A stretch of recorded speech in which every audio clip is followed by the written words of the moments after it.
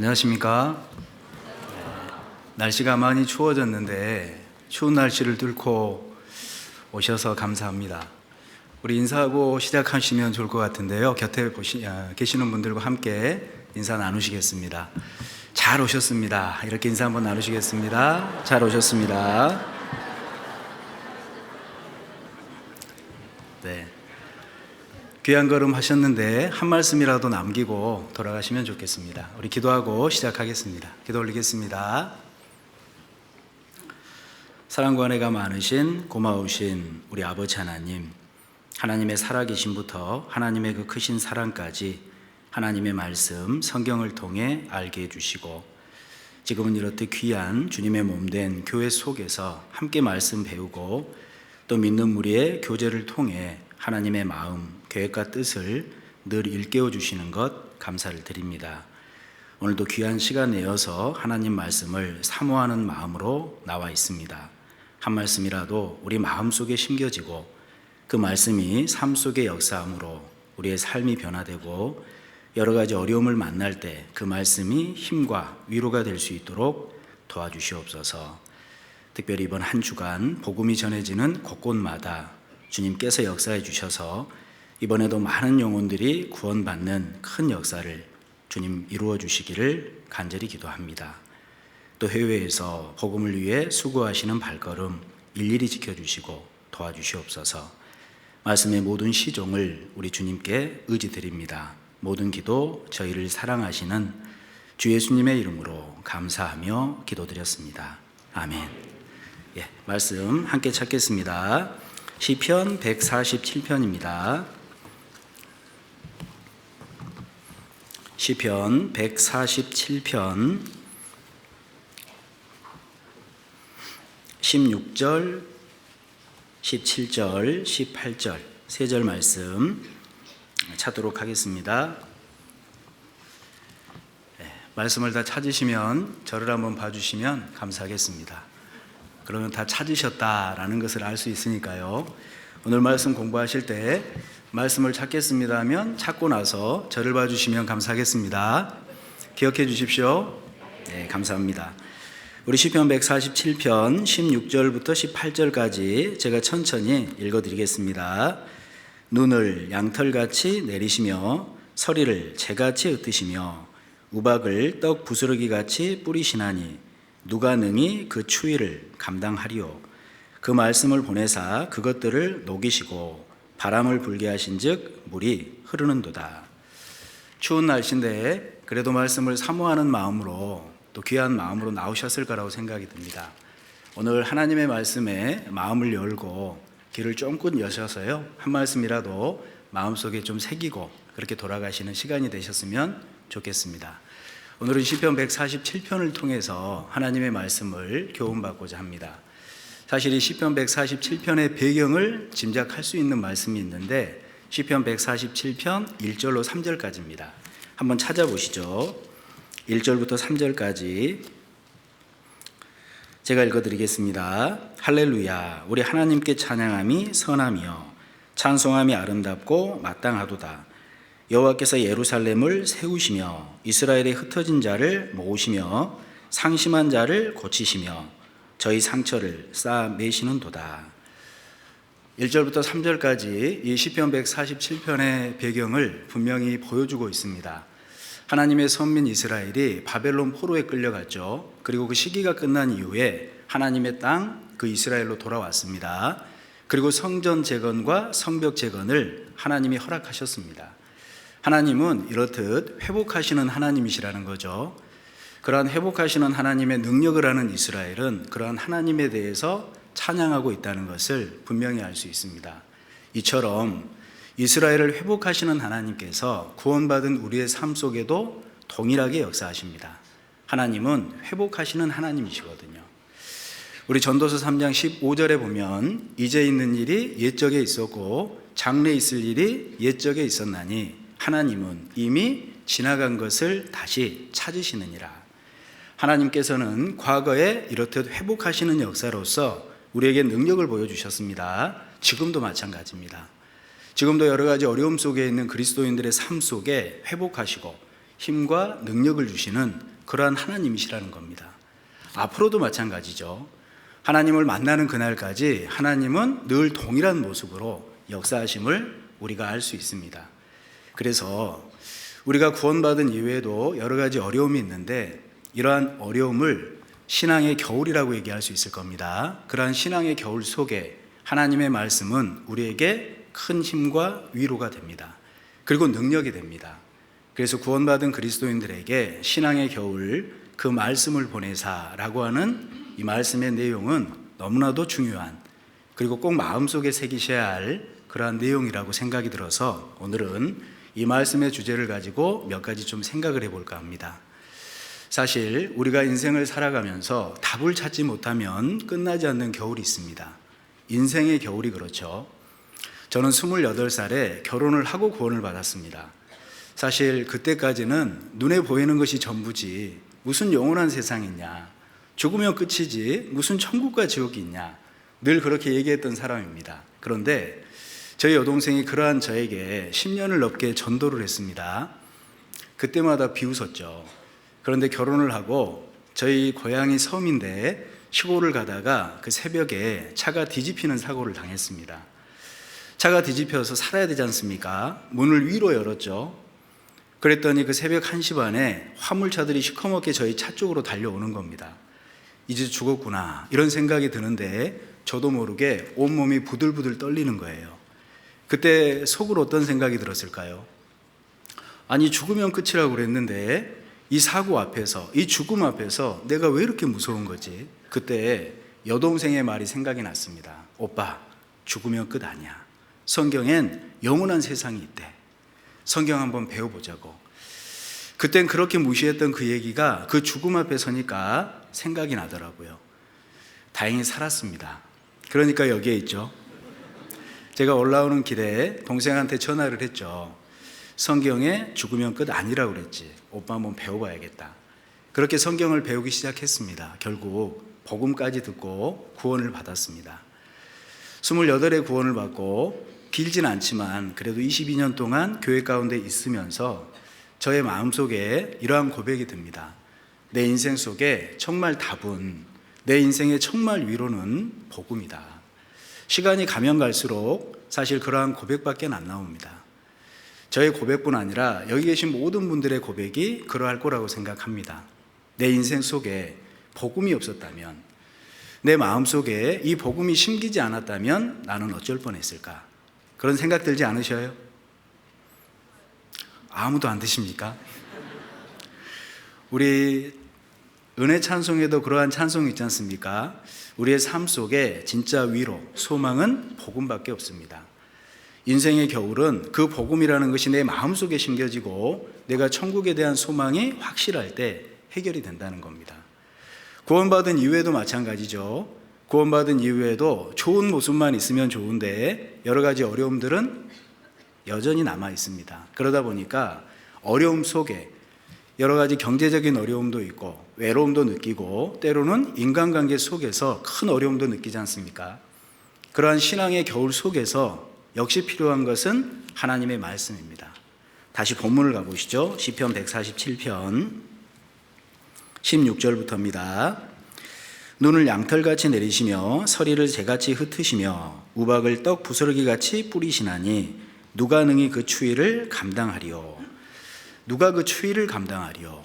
구원받은 이후에도 여러 가지 어려움이 있습니다. 사실 그 문제가 내 것이 되지 않으면 그것이 얼마나 어려운지 주변에 있는 사람들은 이해할 수가 없을 수도 있습니다. 그 추위를 누가 감당하리요? 때로는 사람이 위로가 안 될 때도 있죠. 여러 가지 한계를 만나면 정말 모든 것을 내려놓고 싶을 때가 있습니다. 그러할 때 진정한 위로, 진정한 힘과 능력은 말씀에 있다는 겁니다. 18절, 우리 18절 말씀을 다시 한번 같이 읽어보시죠. 그 말씀을 보내사 그것들을 녹이시고 바람을 불게 하신즉 물이 흐르는도다. 실제로 여러 가지 어려움 속에 말씀이 답이다. 그 말씀이 우리에게 힘과 위로가 된다. 삶에서 많은 경험을 하셨을 겁니다. 사도 바울께서는 사도행전 27장에 보면 로마로 가는 과정 속에서 유라굴로라는 광풍을 만났습니다. 함께한 사람들은 구원의 여망이 없어졌더라 그랬습니다. 그런데 사도 바울은 달랐죠. 하나님에 대한 또 그 말씀에 대한 믿음이 있었습니다. 나는 내게 말씀하신 그대로 되리라고 하나님을 믿노라. 그 하나님에 대한 믿음과 말씀에 대한 믿음이 그 광풍을 뚫게 했지 않습니까?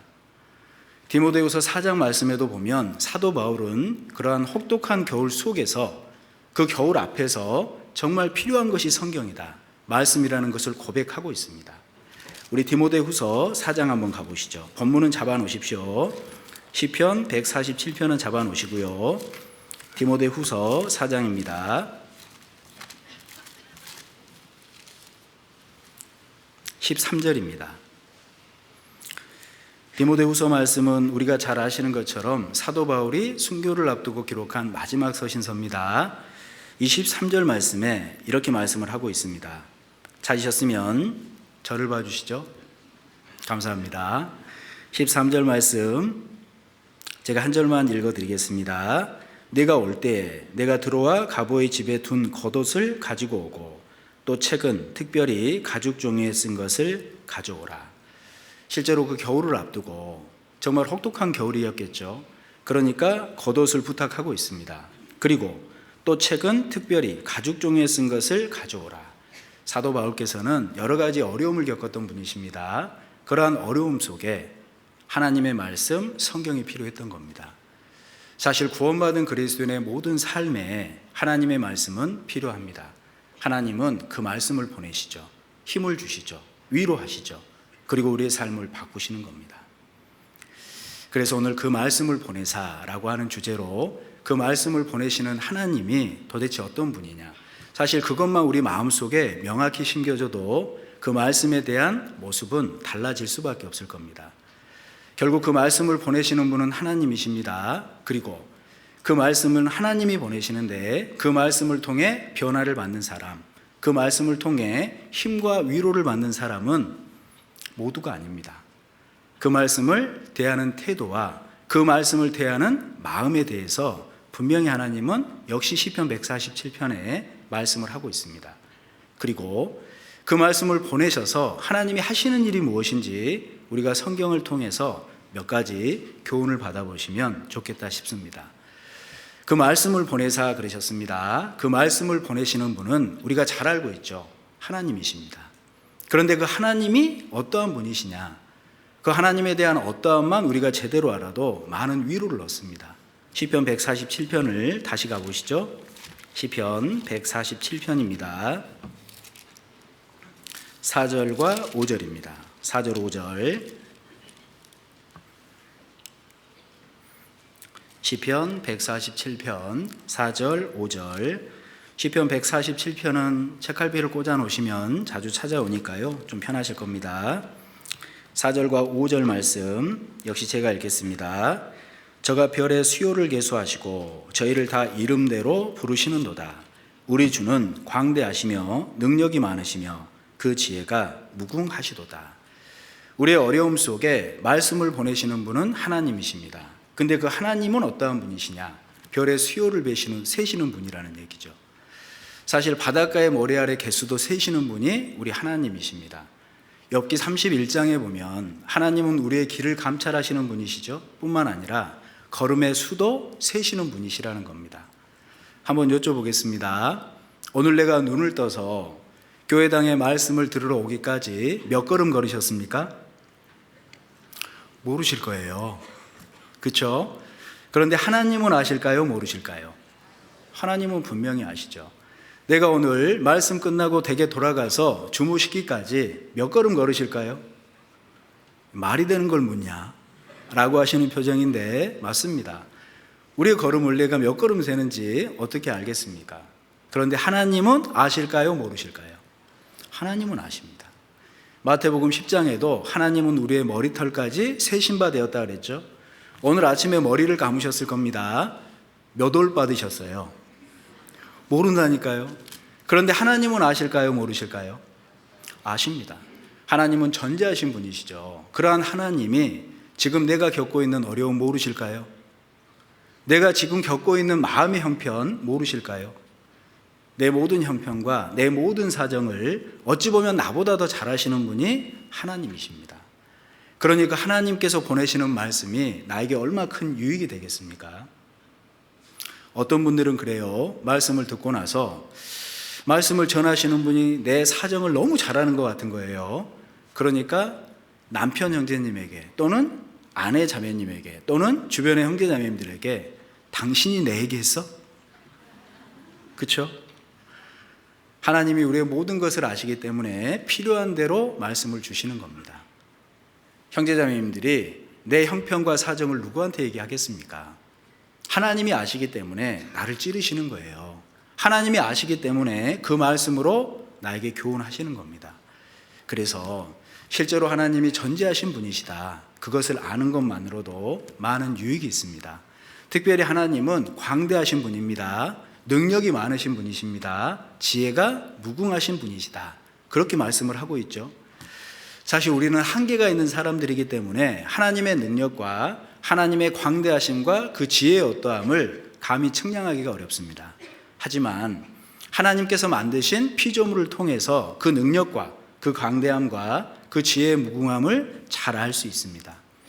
저는 태양계의 운동을 볼 때마다 우리 하나님의 광대하심이 어떠한지, 하나님의 능력이 도대체 어디까지인지, 그 지혜가 도대체 어디까지인지 감히 측량을 못하겠습니다.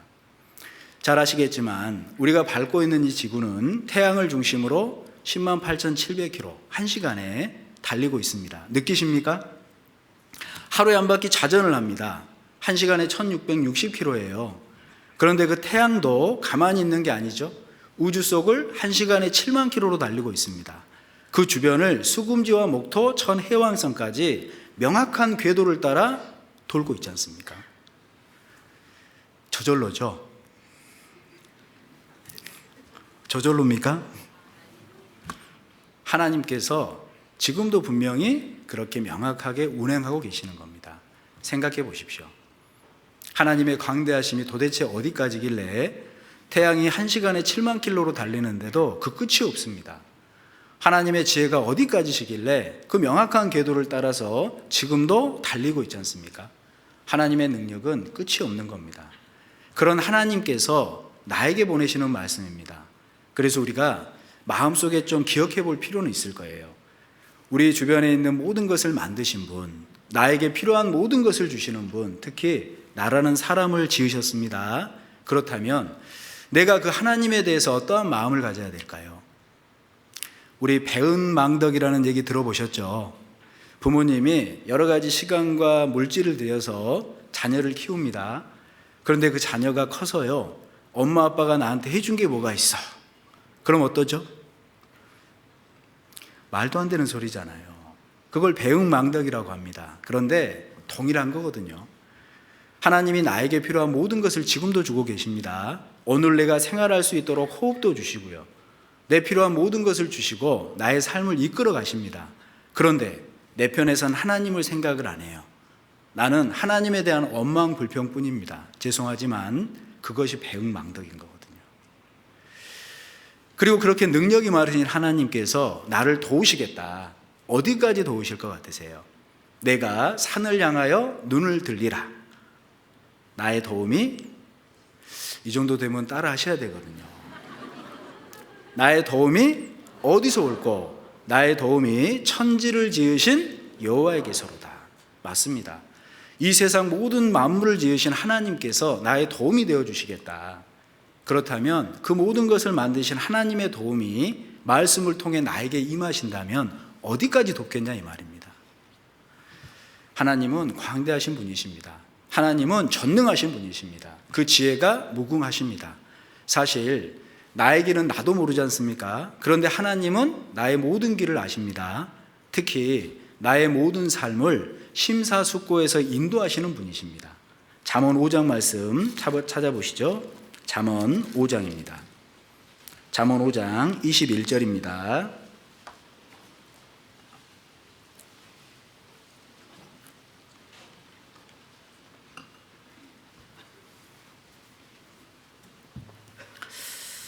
벌써 약속 잊으신 거 아니죠?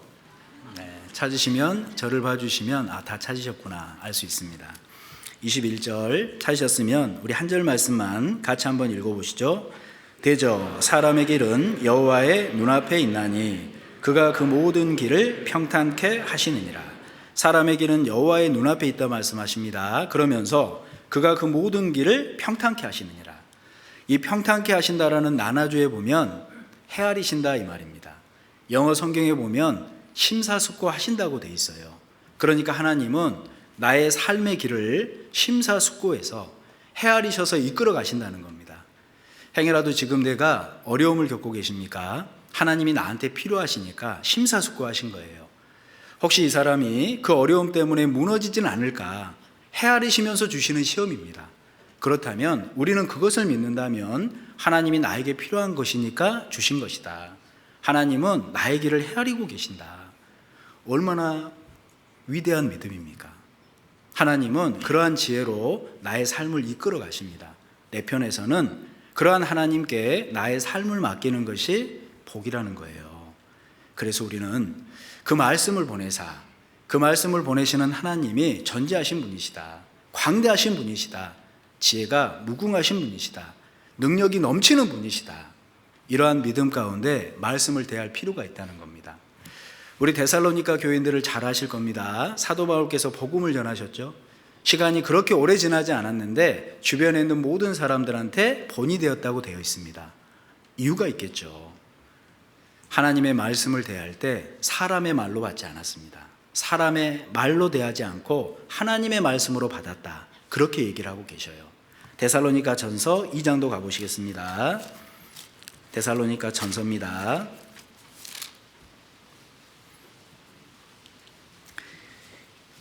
1절부터 봐볼까요? 1장부터 데살로니가 전서 1장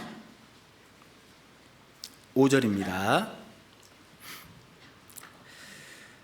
데살로니가 전서 1장 5절부터 7절까지 제가 먼저 읽어드리겠습니다.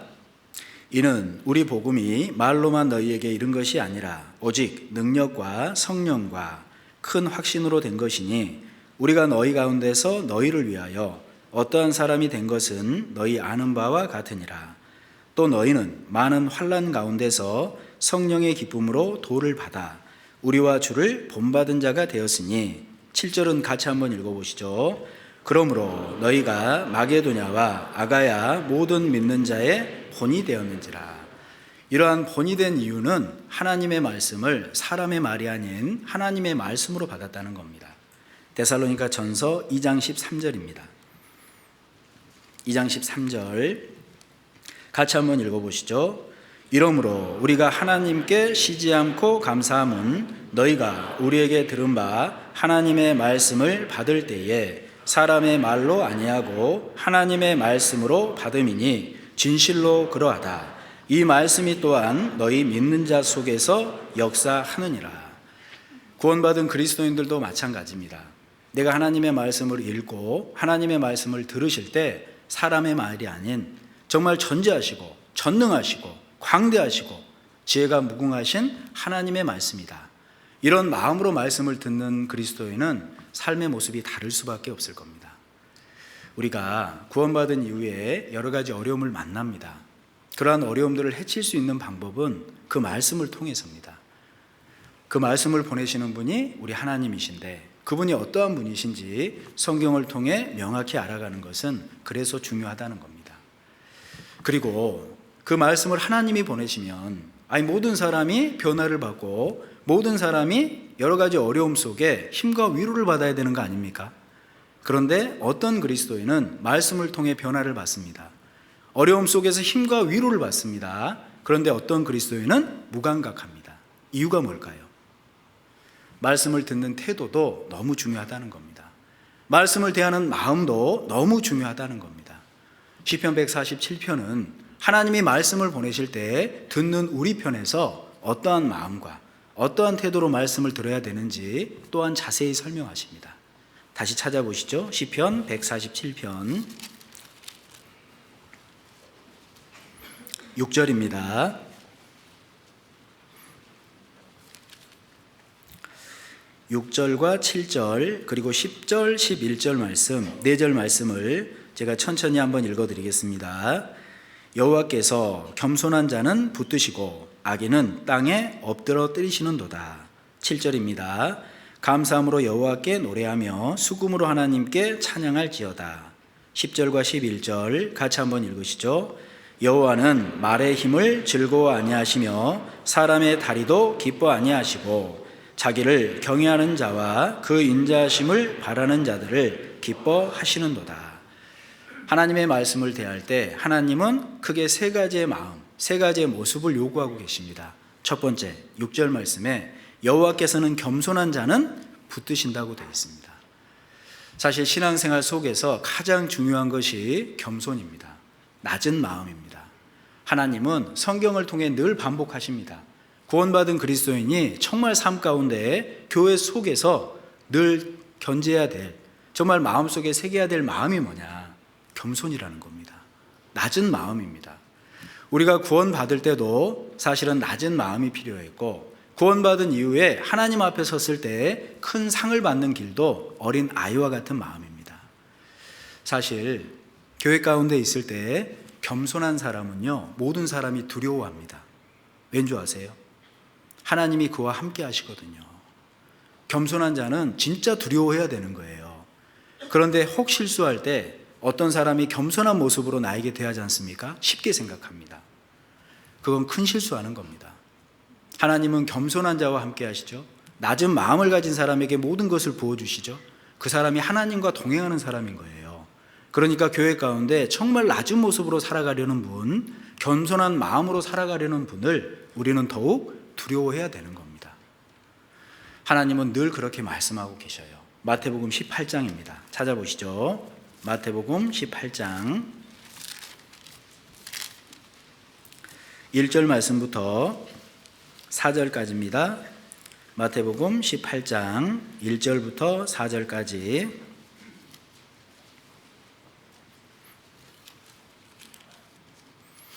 네, 그래도 약속을 기억하시는 분들이 계셔서 감사합니다. 1절부터 4절까지 제가 천천히 읽겠습니다. 그때 제자들이 예수께 나와 가로되 천국에서는 누가 크니이까? 예수께서 한 어린아이를 불러 저희 가운데 세우시고 가라사대 진실로 너희에게 이르노니 너희가 돌이켜 어린아이들과 같이 되지 아니하면 결단코 천국에 들어가지 못하리라. 그러므로 누구든지 이 어린아이와 같이 자기를 낮추는 그이가 천국에서 큰 자니라. 우리 예수님께서는 우리에게 늘 얘기하십니다. 어린아이와 같은 마음. 그 어린아이와 같은 마음이 어떠한 마음일까요? 순수한 마음이죠. 사실을 사실로 받아들이는 마음입니다. 무엇보다 낮은 마음입니다. 우리 교회 학교에 가서요, 친구들 이게 뭐죠? 그러면 손수건이요 그래요. 그런데 어른들께 이게 뭐죠? 그러면 바로 답 안 합니다. 손수건인데 저걸 왜 묻지? 어린 아이와 같은 마음을 가질 때 구원을 받습니다. 구원받은 이후에도 어린 아이와 같은 마음을 가지고, 그 낮은 마음을 가지고 말씀을 대하고 교제에 참여할 때 하나님은 그 안에서 깨뜨려 주는 게 맞는 겁니다. 우리 아가서 말씀에 호도동산에 내려갔을 때에 라고 하시는 말씀이 있습니다. 특별히 교회를 호도라고 표현하고 있죠. 그런데 그 호도동산을 깨어서 우리에게 먹을 것을 주시는 것은 방법이 하나입니다. 내려갔을 때예요. 낮은 마음을 가지고, 겸손한 마음을 가지고 하나님의 말씀을 대하고 함께 교제했을 때 하나님은 나에게 깨뜨려 주시는 게 많은 겁니다. 내가 높은 마음을 가지고 말씀을 대합니다. 어떻게 들릴까요? 판단밖에 안 되는 거예요. 남는 게 없습니다. 추운 날씨에 말씀 앞에 나왔는데 남는 것이 없다면 얼마나 안타까운 겁니까? 교제에 가서도 마찬가지죠. 형제자매님들 간증하시는데 관심이 없어요. 그러시면 안 된다니까요. 낮은 마음이라는 건 형제자매님들이 간증하실 때 귀를 쫑긋 세워주는 겁니다. 내가 듣고 있어. 말해. 간증하실 때 힘이 나실까요? 안 나실까요? 내가 정말 여러 가지 많은 위로는 아니어도 그래도 그 모임 갔더니 형제자매님들이 낮은 마음을 가지고 간증을 들어주더라. 위로가 되더라. 사실 다음 모임에도 가야겠다. 이런 마음을 가지실 거라고요. 구원받은 그리스도인에겐 그래서 겸손이 중요한 겁니다. 그리고 두 번째 읽었던 말씀처럼 감사라는 게 너무 중요해요. 어려움을 만났을 때 특히 감사는 더욱 중요합니다. 어떤 사람은 어려움 속에서 원망, 불평만 가득하죠. 하나님의 말씀을 받을 마음이 안 되는 겁니다. 어떤 형제자매님들이 나에게 위로하려고 다가와도 위로가 안 되는 겁니다. 왜요? 원망, 불평만 가득한데요. 반대로 감사가 가득한 사람은 보십시오. 하나님의 말씀을 대할 때 다 나에게 하시는 말씀인 거예요. 아멘 하면서 듣습니다. 구원받은 그리스도인은 그래서 신앙생활의 근본이 기쁨이어야 됩니다. 감사해야 됩니다. 우리 시편 4편 7절과 8절 말씀에 주께서 내 마음에 두신 기쁨이라고 그러셨죠. 저희의 곡식과 새 포도주에 풍성할 때보다 더하니이다. 내가 평안히 눕고 자기도 아리니 나를 안전히 거하게 하시는 이는 오직 여호와시니이다. 주께서 내 마음에 두신 기쁨이 뭡니까? 구원에 대한 기쁨이지 않습니까? 세상 무엇과도 비교할 수 없는 구원이라는 큰 기쁨이지 않습니까? 그렇기 때문에 구원받은 그리스도인은 감사할 수 있습니다. 우리 데살로니가 전서 5장 말씀은 잘 하시는 말씀이지만 한번 찾아보시죠. 데살로니가 전서 5장, 구원받은 그리스도인의 근본이 이래야 된다는 걸 알려주고 계시죠. 데살로니가 전서 5장 16절로 18절입니다.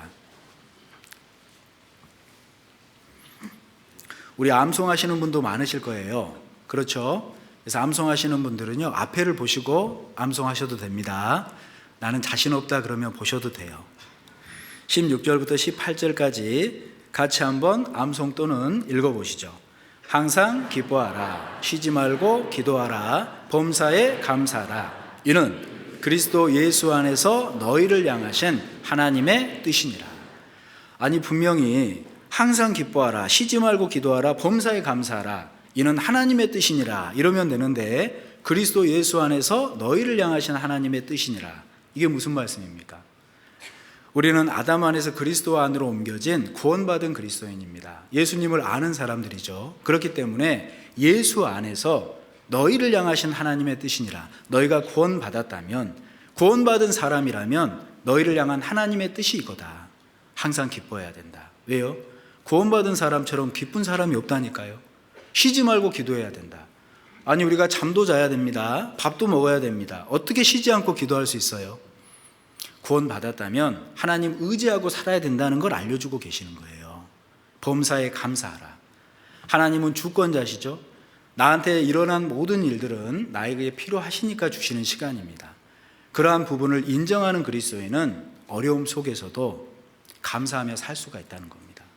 그래서 구원받은 그리스도인은 감사가 기본이 돼야 돼요. 쉽지 않을 겁니다. 하지만 정말 내가 구원받은 사람으로서 하나님이 나에게 주신 기쁨이 있는데 그 기쁨과 감사함과 즐거움으로 신앙생활을 해야겠다. 그러한 사람에게 하나님은 말씀을 들려주십니다. 그리고 그 말씀을 통해 힘과 능력을 주시는 겁니다. 구원받은 그리스도인은 감사가 기본이어야 돼요. 말씀을 받으실 때 감사함으로 받으셔야 됩니다. 또한 경외하는 마음이 필요하다고 하셨지 않습니까? 구원받은 그리스도인에게 경외함이라는 건 쉬운 얘기로 하나님이 1번인 겁니다. 우리가 여러 가지 어려움을 만납니다. 그럼 어떻습니까? 내가 그 어려움을 해결해 보려고 발버둥을 치죠. 내가 안 되면 주변에 여러 가지 도움을 받으려고 애를 씁니다. 그것마저도 안 되면 그때 하나님께 나갑니다. 사실 우리는 그것을 경외라고 얘기하지는 않습니다. 경외라는 건 작은 일이든 큰 일이든 특히 내가 감당할 수 없는 어려움을 만날 때 하나님께 먼저 무릎 꿇고 하나님께 나가는 것, 하나님이 1번인 삶, 그것을 경외라고 얘기를 합니다. 하나님은 그러한 사람에게 필요한 것을 채워주신다니까요. 특별히 우리가 구원받은 이후에 정말 감당기 어려운 어려움을 만나시는 분들이 많지 않습니까? 때로는 주님 안에서 내가 올바르게 갖고 있는 소원이 있습니다. 우리 가족들의 구원 문제 있잖아요. 그런데 시간이 지나도 하나님이 역사하는 것 같지가 않은 거예요. 그걸 아셔야 됩니다. 그럴 때일수록 정말 주님께 더욱 매달려야 하는 시간이거든요. 하나님이 나에게 내가 정말 주님 안에서 올바른 소원이 지체될 때에 하나님은 나에게 기대하는 게 있는 겁니다. 때로는 충격적인 소식도 듣죠. 정말 어려움 속에 빠질 때도 있죠. 그러할 때 하나님을 등지라고 그러한 시간을 허락하시는 게 아니라니까요. 이럴 때일수록 나에겐 하나님이 더욱 필요합니다. 주님께 매달리는 겁니다. 물론 쉽진 않죠. 하지만 마음속에 정말 그런 어려움 속에서 하나님을 더욱 매달려야겠다. 이러한 삶 속에 나는 하나님 없으면 안 된다. 하나님은 그러한 사람을 반드시 축복하십니다. 때로는 말에 상처를 받을 때도 많아요. 세상에서도 상처를 받지만 교회 가운데도 물론 의도적이진 않지만 상처를 받을 때가 많습니다. 그럴 때 그 상대에 대한 미움보다는 그럴 때 정말 이러할 때일수록 나에겐 하나님이 필요하다는 마음으로 그렇게 하나님께 더 나가는 것이 현명한 거예요. 하나님은 이렇듯 여러 가지 어려움이 우리의 삶 속에 있지만 경외라는 게 뭐냐? 그러할 때 더욱 하나님께 매달리는 거다. 그러할 때 더욱 하나님께 나가는 것이 경외의 삶이다. 하나님은 그러한 사람에게 말씀 주시는 거예요. 하나님은 그러한 사람의 삶을 바꾸시는 겁니다. 힘과 위로를 주시는 겁니다. 그래서 그 말씀을 보내사 하나님이 말씀을 보내실 때 내가 어찌하든지 그 말씀을 대하는 마음이 올바라야겠다. 좀 교회 안에서 겸손한 마음으로 하나님의 말씀을 대할 때 특히 낮은 마음으로 감사의 마음으로 그리고 여러 가지 어려움 속에서 하나님을 경외함으로 이러할 때 나에겐 하나님 없으면 안 됩니다. 이러한 마음으로 그 말씀을 받아야겠다. 하나님은 그러한 사람에게 필요한 모든 것으로 채워주실 겁니다. 그리고 하나님은 실제로 그러한 사람에게 하시는 일이 있습니다. 우리 다시 본문을 가보시겠습니다. 시편 147편입니다. 시편 147편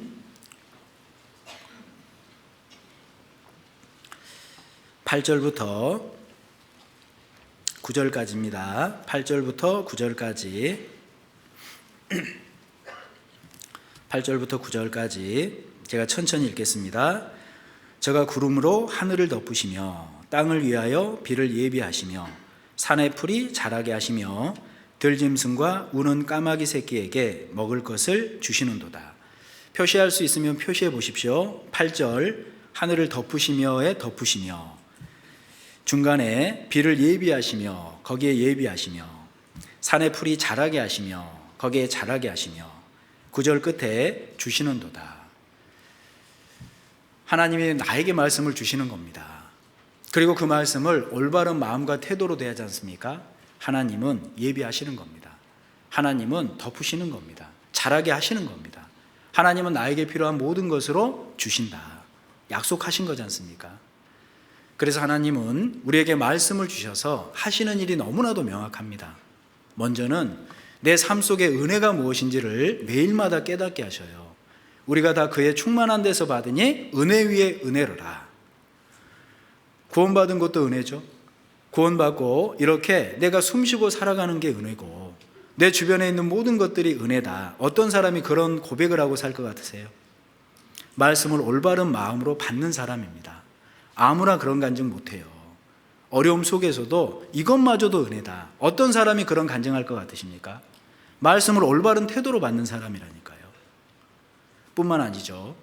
하나님은 심지가 견고한 자를 평강의 평강으로 지키신다 약속하셨습니다.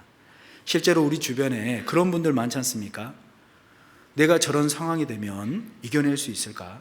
나는 숨도 못 쉴 것 같은데 오히려 그분은요 태연합니다. 오히려 그분은 웃음을 짓고 다닙니다. 그분의 삶의 모습을 가만히 지켜보십시오. 말씀을 사모하는 마음이 상당히 커요. 말씀을 들을 때 개인적으로 말씀을 대할 때 그 말씀을 심고 삽니다. 그러니 그러한 어려움 속에서도 하나님이 주시는 평강이라는 게 있는 거거든요. 내가 어려움을 만날 때 평강이 깨집니다. 내 마음속에 말씀이 없는 거거든요. 내 마음속에 하나님이 작아져 있는 거거든요. 그렇기 때문에 평강이라는 건 깨지는 겁니다. 하나님은 말씀을 통해서 우리의 심지를 견고케 하십니다. 그건 내 의지만으로 되는 게 아니지 않습니까? 그 말씀을 통해서 심지를 견고케 하심으로 평강의 평강으로 지키시는 분이라는 거예요. 뿐만 아니라 하나님은 말씀을 보내셔서 우리의 믿음을 자라게 하십니다. 로마서 1장 17절 말씀입니다. 복음에는 하나님의 의가 나타나서 믿음으로 믿음에 이르게 하나니 오직 의인은 믿음으로 말미암아 살리람과 같으니라.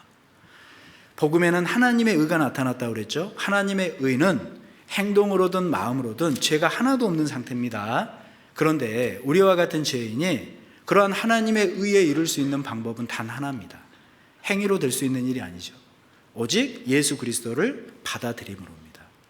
예수님이 나를 위해서 하신 그 일을 성경을 통해 확인하고 마음으로 받아들였을 때 우리를 하나님의 의에 이르렀다 인정해 주시는 거라고요. 그런데 거기에서 끝나는 게 아닙니다. 믿음으로 믿음에 이르게 한다. 아는 믿음에서 출발하죠. 하나님 살아계시는 아는 믿음 말입니다. 하나님이 나를 이렇게 사랑하셨구나, 구체적인 믿음 말입니다. 그런데 거기에서 끝이 아니라 믿음에서 믿음으로예요. From faith to faith입니다. 그러니까 믿음의 성장을 얘기하고 있지 않습니까? 구원받은 그리스도인이 올바르게 말씀을 대하고 올바르게 말씀을 받습니다. 성장할 수밖에 없습니다. 5년이 지나고 10년이 지났는데도 변화되는 모습이 없어요. 말씀을 듣는 모습이 잘못되어 있을 수 있는 거거든요. 정말 내가 낮은 마음으로, 감사의 마음으로, 어떠한 순간에라도 하나님 붙들겠다는 마음으로 말씀을 대해 보십시오. 시간이 지나면 믿음은 자랄 수밖에 없습니다. 그 사람이 주변의 본이 되는 거거든요. 뿐만 아니라 하나님은 우리에게 말씀을 보내십니다. 그래서 확신을 주시는 거예요. 더 밝은 빛을 보여주시는 겁니다. 내가 가는 길이 너무나도 명확한 하나님의 길이구나. 우리 잠언 4장 말씀에 분명히 얘기하시지 않습니까? 의인의 길은 돋는 햇볕 같아서 점점 빛나서 원만한 광명에 이르거니와 그랬습니다. 구원받은 그리스도인은 말씀을 올바르게 들으면 내가 가는 이 길이 쉽진 않아도 믿음의 길이다. 정말 그 빛이 점점 밝아지는 겁니다. 확신이 드는 거거든요. 하나님께서는 그래서 그 말씀 듣는 태도, 그리고 그 말씀을 보내시는 하나님에 대한 믿음 중요하게 얘기하십니다. 그래서 남은 시간은 그 말씀을 하나님이 우리에게 주셔서 우리에게 주시는 확신이 뭐냐는 겁니다. 그 첫째는 내 구원에 대한 확신일 겁니다. 그리고 그 구원의 확신에서 끝나는 것이 아니라 이 구원이라는 것이 얼마나 큰 것인지, 얼마나 기가 막힌 것인지 말씀을 계속 보내심으로 알게 하신다는 겁니다. 요한계시록 14장 찾아보시죠. 요한계시록 14장입니다. 요한계시록 14장 1절입니다. 요한계시록 14장 1절 말씀 찾으셨으면 1절 한 절 말씀을 제가 읽겠습니다. 또 내가 보니 보라 어린 양이 시온산에 섰고 그와 함께 14만 4천이 섰는데 그 이마에 어린 양의 이름과 그 아버지의 이름을 쓴 것이 있도다. 우리 후 7년 환란에 들어가면 전 3년 반에 유대인 14만 4천이 구원을 받습니다. 그들을 이렇게 표현하고 있습니다. 그 이마에 어린 양의 이름과 그 아버지의 이름을 쓴 것이 있도다. 신약 성경, 신약 시대에 하나님의 말씀을 통해 우리는 구원을 받았습니다. 이때 당시에 14만 4천의 모습과 우리의 모습은 다를 바가 없는 겁니다. 우리도 역시 하나님의 살아계심과 하나님이 보내신 자 예수 그리스도를 알므로 영생을 얻은 사람들이지 않습니까? 어린 양의 이름과 그 아버지의 이름을 그 이마에 썼다. 이게 무슨 얘기일까요? 하나님에 대해서, 예수 그리스도에 대해서 명확히 알고 있다는 얘기입니다. 구원에 대한 확신이지 않습니까? 그런데 그 구원에 대한 확신은 다른 것으로 되는 게 아닙니다. 말씀을 듣고 또 듣고 그 속에서 하나님은 더 큰 확신을 주시지 않습니까? 그리고 구원은 이론에서만 멈추는 게 아닙니다. 삶에서 사실은 드러나는 거거든요. 우리 4절 말씀 보십시오. 4절 5절 같이 한번 읽어보시죠. 이 사람들은 여자로 더불어 더럽히지 아니하고 정절이 있는 자라 어린 양이 어디로 인도하든지 따라가는 자며 사람 가운데서 구속을 받아 처음 익은 열매로 하나님과 어린 양에게 속한 자들이니 그 입에 거짓말이 없고 흠이 없는 자들이더라. 난 구원받았습니다. 그런데 내 마음대로 삽니다. 난 천국 갈 사람입니다. 그런데 삶 가운데 아무런 모습이 드러나질 않습니다. 아니에요. 먼저는 성경을 통해서 하나님의 살아계심, 그리고 그의 보내신 자 예수 그리스도가 나를 위해서 하신 일이 무엇인지를 명확히 아는 사람입니다. 이론이 아니라 4절과 5절은 뭘 얘기하고 있습니까? 나의 모든 죄를 위해 죽으신 예수님을 분명히 알기 때문에 깨끗함을 지키려고 한다는 거예요. 나를 구원하신 하나님이 주인이라는 걸 알기 때문에 어디로 가든지 따라간다는 겁니다. 흠이 없는 모습으로, 그래도 거짓이 없는 모습으로 살아가려고 한다는 거거든요. 100% 그렇게 사냐라는 걸 여쭤보는 게 아닙니다. 구원받았다면 그렇게 살고자 하는 마음이 있을까요? 없을까요? 10명만 있어요. 우리 1월 19일부터 대집회가 있습니다. 다시 잘 들으셔야 됩니다. 정말 구원받았다면 이런 마음이 있다는 겁니다. 말씀을 통해서 하나님은 알려주십니다. 우리의 구원이 얼마나 확실한 것인지. 그리고 말씀을 들으면 들을수록 내가 정말 구원받은 자의 모습으로 살아가야겠다.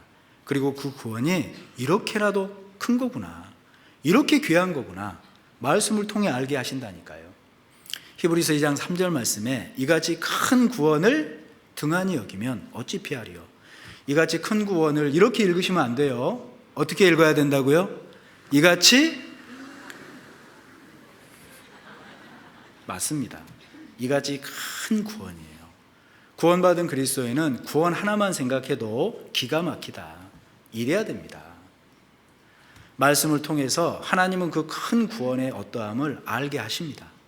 뿐만 아니라 하나님 앞에 서면 받을 영광이 얼마나 큰 것인지도 알게 하십니다. 그러니까 신앙생활 포기 못하는 거예요. 제가 예를 하나 들어보죠. 26년에 하나님이 허락하신다면 하나님께서 허락하시는 말씀들, 교제들, 봉사들, 전도 할 수 있는 대로 최선을 다하면 26년 마지막 날 10억씩 드릴게요. 10원이 아니고 10억. 물론 저는 그런 능력도 없지만 정말 약속을 하시면 지키시는 어떤 능력 있는 사람이 그런 약속을 했다 생각해 보시죠. 그럼 그렇게 사실래요? 안 사실래요?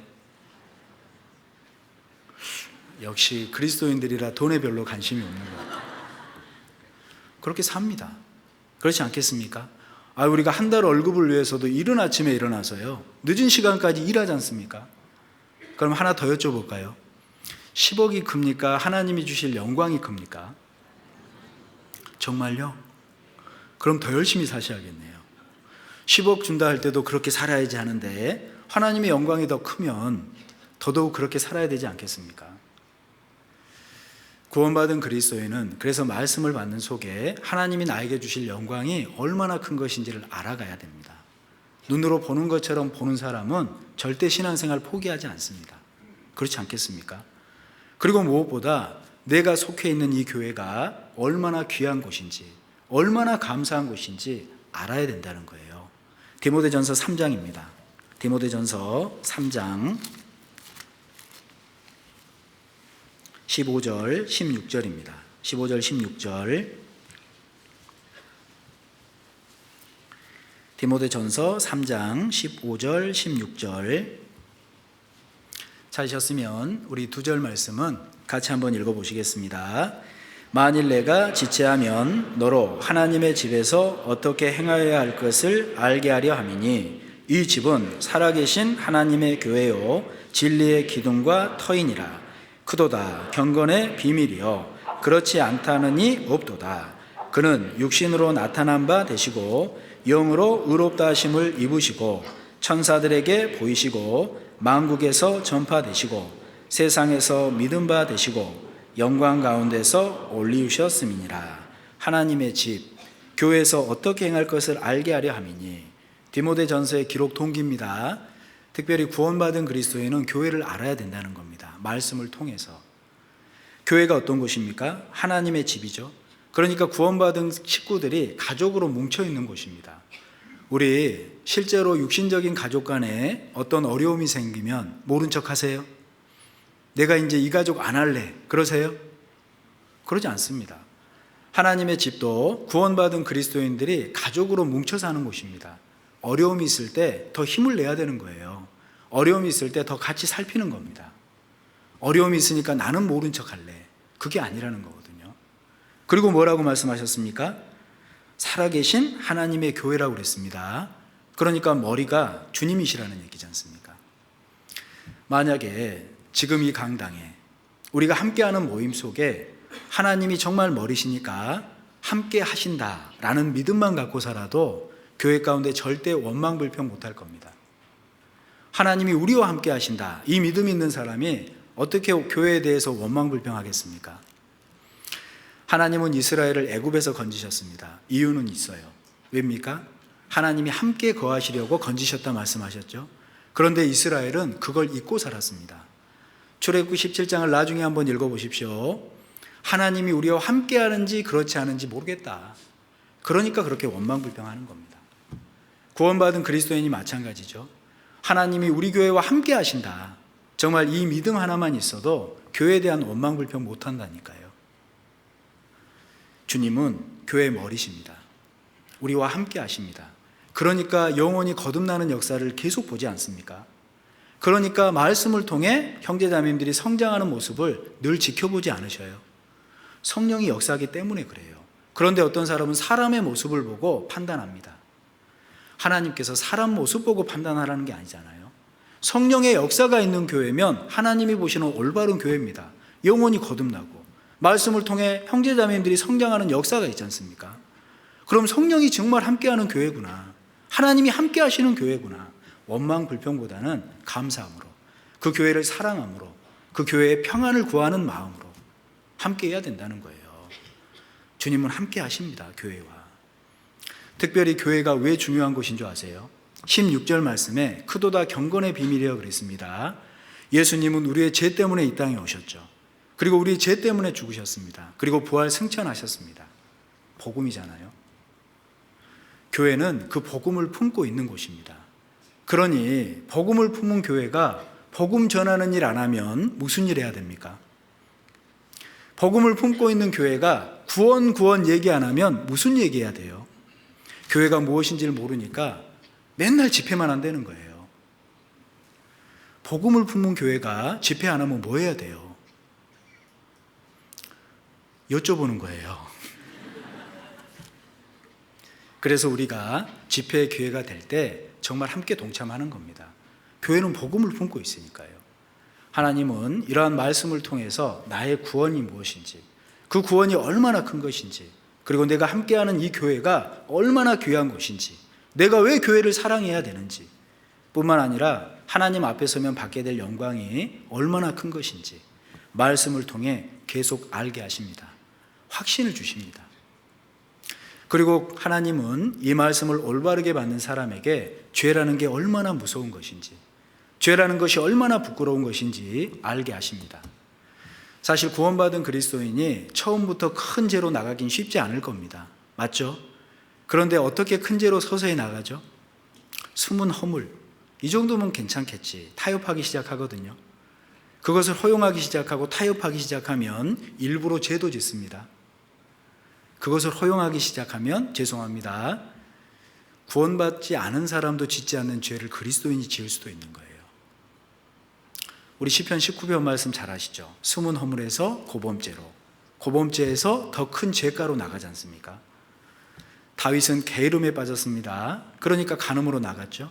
그러니까 결국 살인까지 나갔지 않습니까? 그리스도인들이 정말 경계해야 되는 모습입니다. 그래서 성경 속에 하나님은 늘 얘기하시지 않습니까? 포도원을 허는 작은 여우를 잡으라는 겁니다. 이 정도면 괜찮겠지. 이 정도 죄는 괜찮겠지. 타협하기 시작하면 고범죄로 나갈 수밖에 없다는 겁니다. 향기름을 악진하게 하는 건 죽은 팔입니다. 건져내야죠. 그래서 하나님의 말씀을 계속 듣다 보면 이 죄라는 것이 얼마나 부끄러운지 두려운 것인지 알게 하고 정말 그 작은 죄부터 끊어내기를 원하시는 하나님의 마음을 알 수 있다는 겁니다. 사실 내가 세상을 향하는 어떤 구멍이 뚫려 있다면 막아야 되지 않겠습니까? 너무 구멍이 커서 막기가 어렵다면 헐어내고 다시 세워야 되지 않겠습니까? 하나님은 말씀을 통해서 그러한 교훈을 계속 주십니다. 그러한 확신을 계속 주십니다. 죄는 두려운 거다. 죄는 무서운 거다. 사실 그걸 모르고 살지 않습니까? 그러면 모든 것을 뺏기고요, 떡 한 조각만 가지고 하나님 앞에 선다고 얘기하세요. 잠언 6장 말씀입니다. 지금은 내가 죄 가운데 살면서 쾌락, 즐거움이 있을지 모르지만 죄송합니다, 하나님 앞에 섰을 때 좋은 거 다 뺏기고 계시는 거예요. 타협하시면 안 됩니다. 성경을 통해서 죄라는 게 이렇게 두려운 거구나, 죄라는 건 이렇게 무서운 거구나 알고 사셔야 된다는 겁니다. 뿐만 아니라 하나님은 말씀을 보내셔서 하나님을 의지하는 게 왜 중요한 것인지, 그것이 왜 복인지 알게 하십니다. 이사야 40장 말씀 가보시죠. 이사야 40장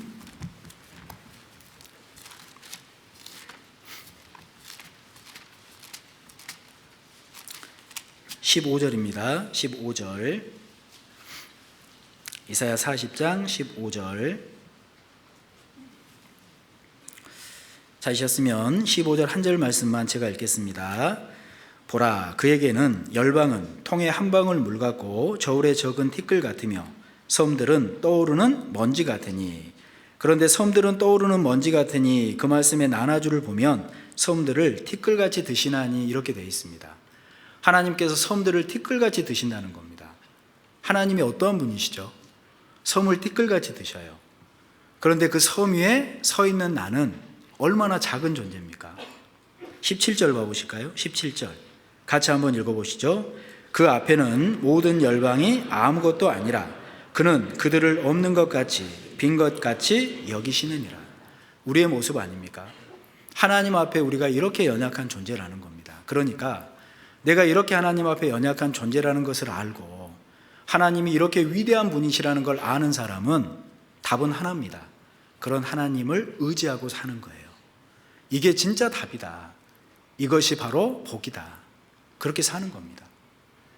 그리고 말씀을 계속 듣다 보면 결국 사랑이 답이라는 걸 알게 돼요. 우리 고린도전서 13장의 주제가 뭔지 아시죠? 사랑입니다. 사랑은 오래 참고로 시작하죠.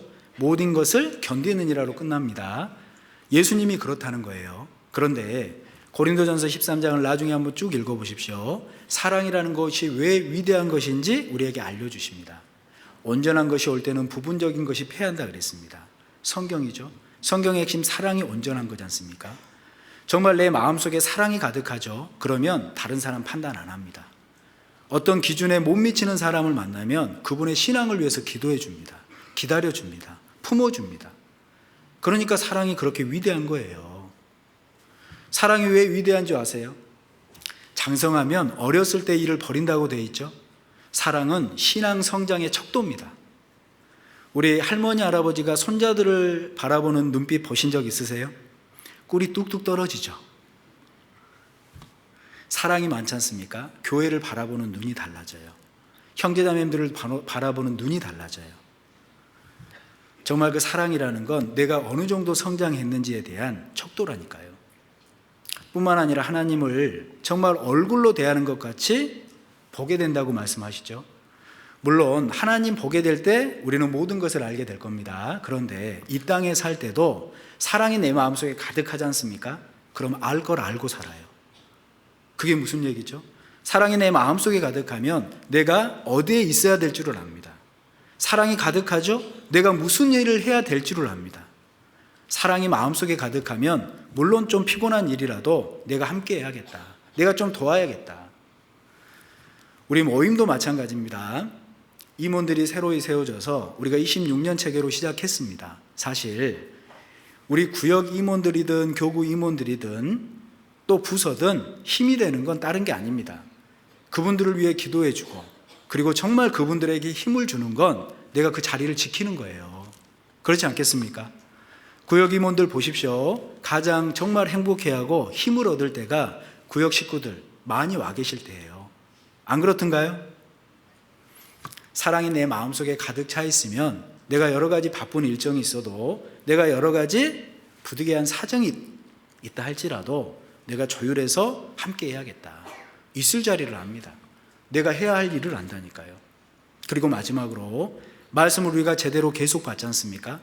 이 땅에 살아갈 때 가장 큰 일이라는 것이 복음이라는 걸 알게 됩니다.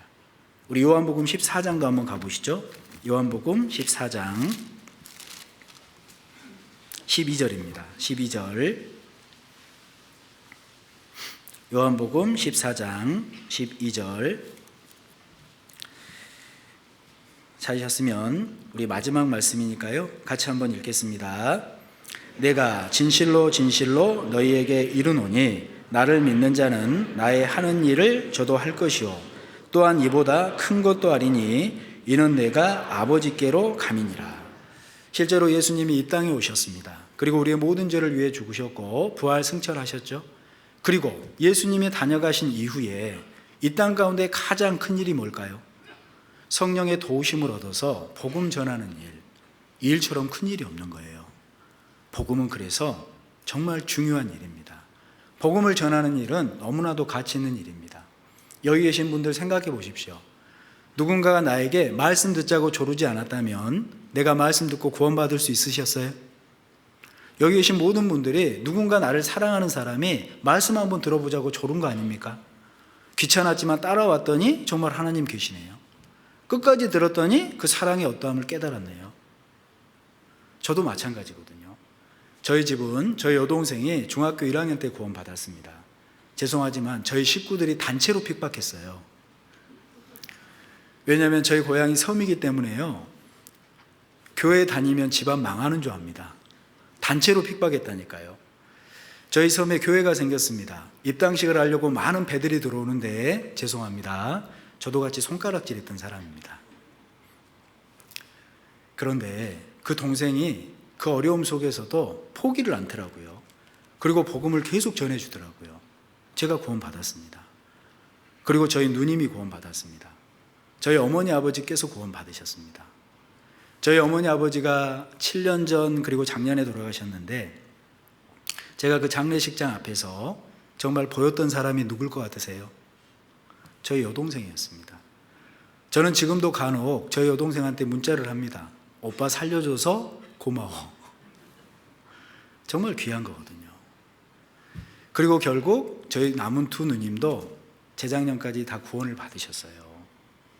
구원받은 사람이 정말 여러 가지 어려움이 있다 할지라도 그 복음을 끝까지 전해주지 않습니까? 시간이 더디 걸릴지라도 구원을 받습니다. 그것이 우리의 믿음이지 않습니까? 지옥이 있습니다. 그러니까 우리는 복음인 전하는 이 큰 일을 끝까지 해야 되는 거거든요. 그 사람이 하나님 앞에 서면 정말 큰 자다, 일컬음을 받는 겁니다. 그래서 오늘 시편 147편 신앙의 겨울, 여러 가지 어려움이 있습니다. 하나님은 그 말씀을 보내사 그것들을 녹이시고 바람을 불게 하신즉 물이 흐르게 하는도다. 여러 가지 어려움 속에, 핍박 속에, 경제적인 어려움 속에 하나님은 말씀을 통해 우리를 위로하십니다. 힘을 주십니다. 우리는 말씀을 배우고 끝이 아니고 그 말씀을 좀 기억함으로 삶 가운데 지키는 겁니다.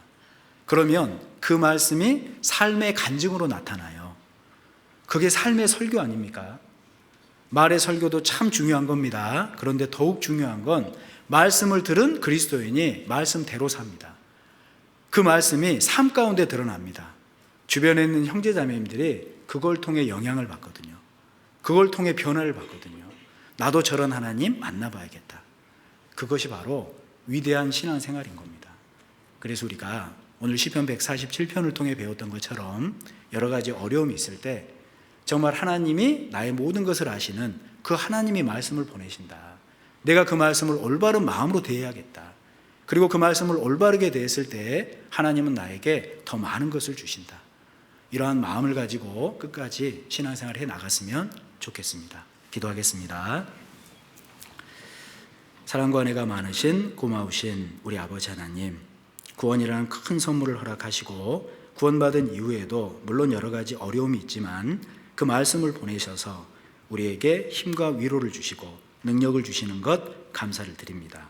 구원받은 우리가 그 말씀을 올바른 마음으로 받음으로 변화되고 그로 인해 많은 분들에게 영향력을 미치는 귀한 삶이 될 수 있도록 도와주시옵소서.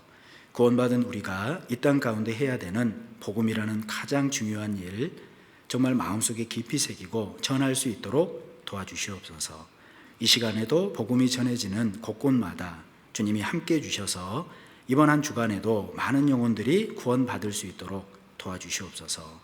어려운 지역에서 복음 전하시는, 교회에서 복음 전하시는 모든 분들 그 발걸음에 함께해 주시기를 간절히 기도합니다.